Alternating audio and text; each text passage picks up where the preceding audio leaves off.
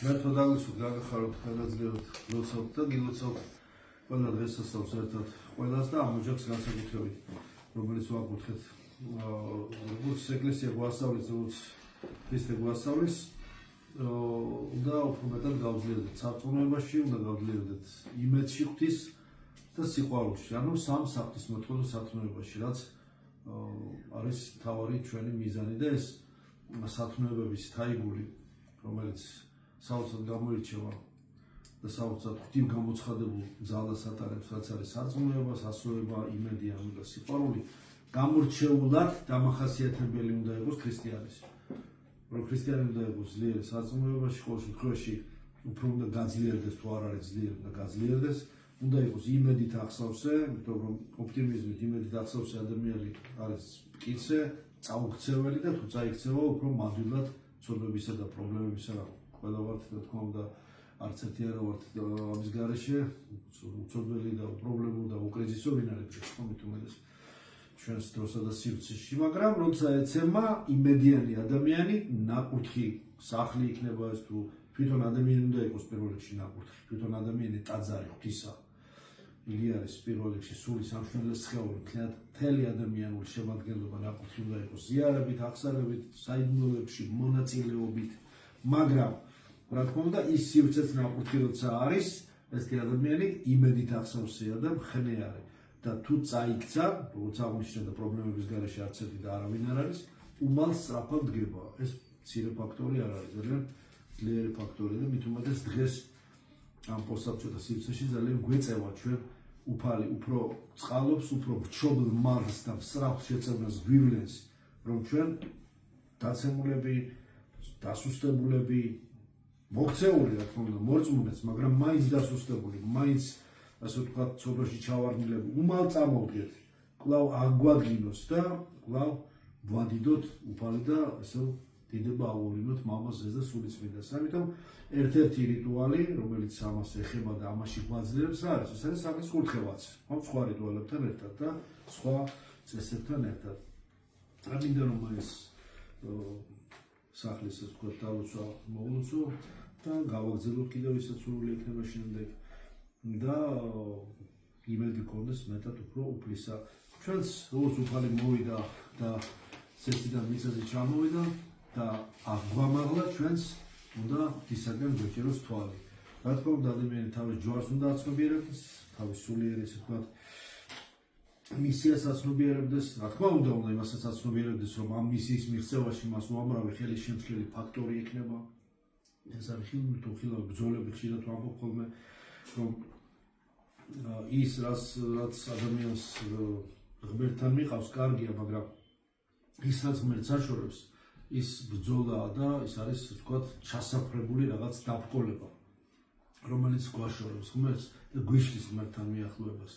და ვთქვათ იზოლაციაში გვამყოფებს, გვბლოკავს. ზოგჯერ არის ხოლმე რომ ადამიანს ვთქვათ აი სიკეთეს გაუკეთებ, ვთქვათ გაუკეთებ რაღაცა კარგს, სიკეთეს, სიყვარულს, სითბოსა და გულისხმიერებას გამოიჩენ, მაგრამ სამწუხაროდ ხოლმე საპასუხოდ ვერ იღებ ხოლმე იმას, რაც შენ დათესე. ანუ ზოგჯერ სულეთ საპირისპიროს იღებ ხოლმე. ხშირად ხდება ესე და არავინ არ არის ამჟამად დაზღვეული. არც საერო ადამიანი და სხვადასხვა შორის მით უმეტეს მოძღვარიც. არც ერთი სიკეთე ბრძოლის გარეშე არ რჩება. სიმბოლურად ვიტყოდი, არც ერთი სიკეთე დაუჟელა და არ გადისო, მაგრამ ეს ხო ძალიან ისეთი ნათქვამი იქნება ექსტრემალური ნათქვამი, ხო? აფექტური, მაგრამ ვიტყოდი რომ არც ერთი სიკეთე, არც ერთი კეთილი საქმე ადამიანზე გადაყოლა, ასე ვთქვათ, და ზედმეტი ჟესტი არის ეს, რომ პროპორციულია ეს არის სიბრძნე, პროპორციულად მიიღო ყველას, რაცაც იმსახურებს. ეს არის ძნელი, ყველაზე ძნელი სიბრძნე. ადამიანთან ურთიერთობას გვასწავლის ქრისტე. ქრისტე თვითონ მეგობრობას გვასწავლის, მეგობრებს გიწოდებთ და არა მონებსო. და ადამიანთან ურთიერთობა ზუსტად აი ეს არის ყველაზე დიდი სიბრძნე, რომ ღვთის მეგობრობის ფონზე ისწავლო და იცოდე და რეალიზაცია გააკეთო ადამიანთან მეგობრობისა. იმიტომ რომ ზოგჯერ ხოლმე რა თქმა უნდა ყველაფერს ბოროტ სულს ვერ გადააყრევთ, მოგზაურობ ადამიანს თავისუფალი ნება აქვს, მაგრამ სიკეთეს რო გაუკეთებს, სიყვარულს გამოამჟღავნებს, სითბოს გამოამჟღავნებს, საპასუხოდ სამაგიეროს გადაგიხდის. უსიყვარულობით, იგნორით, უპასუხისმგებლობით, ცივსისხლიანობით, უგულისხმობით, არათანაგანცდით, თითქოს და მასში შეპყრობილება მოხდა, თითქოს მასზე ბოროტისულის ინიციაცია გავლენა მოხდა რაღაც, რაც სამაგიეროს გიხდის იმის გამო, რომ შენ იგი ღმერთთან მიიყვანა და ხელი შეუწყო იმაში, რომ მოქცეულიყო და ღვთისაიდუმლოების ზიარებულიყო, აი თუ შეუწყო ხელი, მაშინ სამაგიეროს გიხდის იმ ადამიანისაგან, ვისაც შეუწყო ხელი, რომ შენ ასე ვთქვათ ჩაგაშხალოს და ასე ვთქვათ გადაგიხადოს სამაგიერო და თითქოს შური იძიოს. იმითი, რასაც ქვია გულის ტკენა, სულიერი ეს ვთქვათ დისკომფორტი, სევდა, მოწყინება, მოგაქციოს ფუტლიაში, მოგაქციოს ჩარჩოში, საკანში შენი ესე ვთქვათ სულიერი უვარგისობის განცდა მოხდეს, ანუ დაგაკომპლექსოს, ესეც ხდება, ხო? და შემდეგ შენს ვინც თესავს სიკეთეს ძალიან ყურადღებით უნდა იყოს. უტვინო და ბოდიშებს თქვის უგუნურად გაკეთებული სიკეთე ბოროტებად იქცევა. ამიტომ გონიერად, დროულად და სიბრძნით ახსავსე უნდა იყოს სიკეთე, რომ შენც არ დაბკოლდე ემანტე. ეს დიდი თემაა, ხო, უბრალოდ ისე მოვაპოლეთ, რომ პრინციპი სახის კუთხევის ფორმატში არ შედის, მაგრამ რატომაც არა. ესეც გასათვალისწინებელია, რომ მეგობრობა ღვთისა ეს მთელი მეცნიერება, ეს არ არის ერთი დღის საქმე, ეს არ არის ერთი წიგნის წაკითხვის შემდეგ გაგებული და შესისხორცებული ხელოვნება. ეს არის მთელი ცხოვრება და მთელი სწავლის ჩვენი სწავლის ობიექტი უნდა იყოს ეს თემა უნდა იყოს გაშლადი ჩვენი ცხოვრებაში. რა არის მეგობრობა ღვთისა? და ჩვენ ამას უნდა შევხედოთ სულიერი თვალებით. ჩვენ ადამიანების თუნდაც მოვლენების ასაც ჩავდივართ ყველა ქმედებაში, არა მარტო ის დაფიქსირებული ადამიანი, დაფიქსირებული საგანი თუ მოვლენა უნდა დავიდიხოთ, არამედ იმის მანამდე რა იყო და იმის შემდეგ რა იქნება.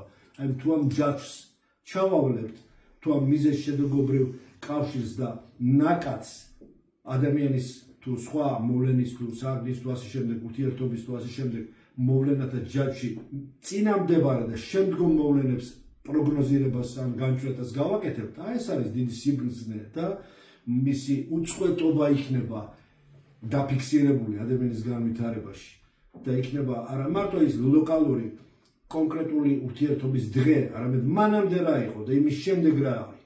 ეს იქნება დაფიქსირებული, როგორც ნაკადი და ერთი და იგივე მდინარეში ორჯერ ვერ შეხვალ, ხო, გახსოვთ ძველი ანტიკური გამონათქვამი. მაგრამ ერთხელაც ვერ შეხვალ პრინციპში. სხვა ამბობს, სხვა ბრძელის, იმიტომ რომ ის გამდინარე წყალია. ადამიანები დღეს ყველაფერი ჩვენი რეალობის დამახასიათებელი მთავარი რა არის, რომ ყველაფერი ცვალებადია. მიწია რეალობაში, მით უმეტეს დღეს ჩვენთვის ყველაფერი იცვლება. რაც სიბრძნეს გვასწავლეს. დღეს იყო ესეთი, ხვალ იქნება სხვანაირი. ზეგჩერება სხვანაირი. შეიძლება ერთმანეთისგან დამოუკიდებელი მიზეზების გამო იყოს ესეთი, როგორიც არის. იმიტომ რომ დღეს არის, იმიტომ ასეთი, რომ სულაც არნიშნავს, რომ იყო გუშინ ისეთი. ან ხვალ იქნება სხვანაირი, იმიტომ არნიშნავს, რომ დღეს იყო ესეთი. შეიძლება აბსოლუტურად ერთმანეთზე დამოუკიდებელი იყოს. მაგრამ შეიძლება დამოუკიდებულიც იყოს. ესეც დიდი თემაა. ამიტომ დიდი სიბრძნე არის ის, ვინც გაჭიმავს აი ამ ზღვას, გასჭიმავს და კავშირს დაამყარებს.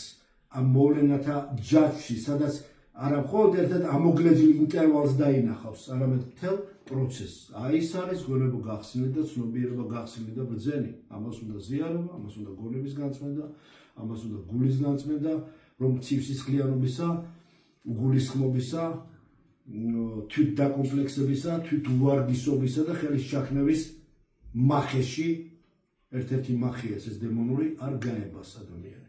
და ერთ-ერთი რიტუალი სახის კუთხევაც არის, ამის რომ გზას ხსნის, მენტალს ხსნის, ემოციონალურ სივრცეს ხსნის, სულიერ აურას მიტყვით ეს არაფერს უცარნიშნავს, გააფუჭეს სიტყვის მნიშვნელობა, რაღაცა დააკნინეს, რომ არაფერს არ ნიშნავს სუცეს და სულაც არის ოკულტური ამის აზრი.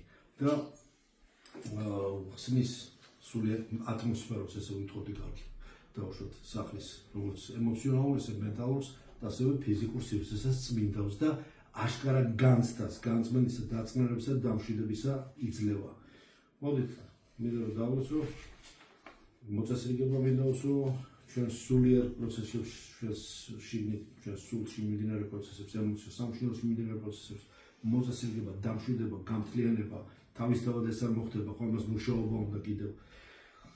და არაფერი ისე ადვილად არ შემოდის ადამიანში, გულწრფელმორწმუნე ადამიანში, როგორც ღვთის მადლი. არაფერი ისე ადვილად არ შემოდის, არაფერი ფილოსოფია და ტენზორული აღრიცხვა არ ჭირდება და ინტეგრალური დიფერენციალური აღრიცხვა მას. არანაირი ტვინის წყლეტვა არ ჭირდება.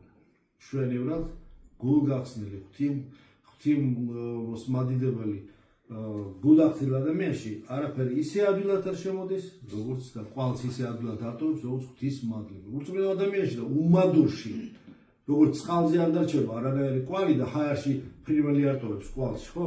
რომ მიფრინავს. ასევე არტოვებს უმადურსა და უგულისხმო და ცივსისხლიან ადამიანში ყვალს. რაც არ უნდა სიგეთე გაუკეთოს უფალმას და მოძღვარმას და ნებისმიერმა ძმამ თუ დამ. ეს ისე თემას არ ეხება დაუშვათ, ხო? ამიტომ მოდით განუწყვეტლივ ვილოცოთ, განუწყვეტლივ ვმადლობდეთ, ესეც კარგი გამოცდილებაა სხვათა შორის და ვმადლობდეთ უნდა ამისთვისაც, დიახ, უნდა ვმადლობდეთ, რომ სინთეზში მოვიყვანოთ ჩვენი გამოცდილება. განუწყვეტლივ ვადიდოთ უფალი, განუწყვეტლივ ვმადლობდეთ, როგორც აღნიშნე და განუწყვეტლივ გვიხაროდეს, გირდება უფალს. და დანარჩენს, რაც საჭიროა, ყველაფერს უფალი გვიჩვენებს და გზას გაგვიხსნის, რაც საჭიროა ჩვენთვის და ამ ოჯახსაც გზახსნილი ჰქონდეთ. ღვთის სადიდებლად, სული სასწაულებლად. მადლობა ჩვენს იესო ქრისტეს იყოს თქვენ ყოველთა თანა. ამინ.